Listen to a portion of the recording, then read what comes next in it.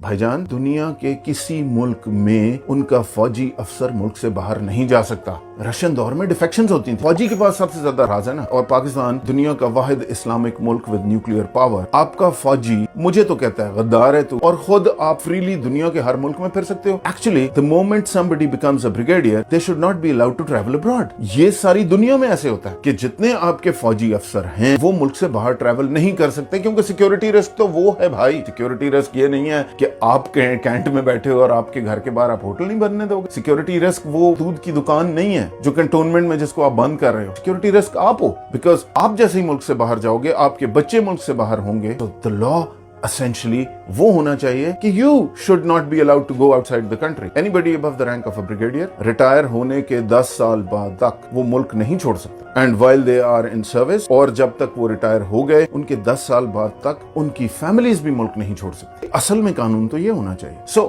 Issue ये है कि चूंकि आपने तो अपने एसेट्स बाहर मूव कर दिए, मुल्क के साथ आप कंसिस्टेंटली हर अदारे को आप डेवलप नहीं होने देना चाहते, क्योंकि आपने उसको अक्वायर करना है। कोई जो लैंड वाली मैंने आपको मिसाल दी, हमारी जमीनें इसलिए नहीं चढ़ सकती थी उनकी कीमतें क्योंकि कल आपने लेनी थी, अदरवाइज अगर वो डेवलप कर जाती तो। अगर उस एसडीएम में अथॉरिटी होती तो वो उस वक्त एमपी वाले को कहते चल भाई तू कौन है, किस कानून के तहत यहाँ खड़ा है, और जो कि हो यहाँ पे कनाडा में तो यही हो। सो Why am I concerned about this? And मैं क्यों कह रहा हूँ कि जी ये कर्नल जामिन मेरा भाई है, क्योंकि मसला ये है कि आपने तो सारे एसेट्स उठा के चले जाना है इस मुल्क से अपने बच्चे लेके। इसकी कीमत कर्नल जामिन ने देनी है, इसकी कीमत मेजर कामरान ने देनी है, कैप्टन इमरान ने देनी है, लांस नायक अब्दुल गफूर ने देनी है। एस्टैब्लिशमेंट वो चीज है जिसके सामने ना अदालत की कोई हैसियत है, न किसी अदारे की कोई हैसियत, और उसका इंटरेस्ट है कि बाकी सब डेवलप ना हो। सो उसका इंटरेस्ट है कि मुल्क डेवलप ना हो।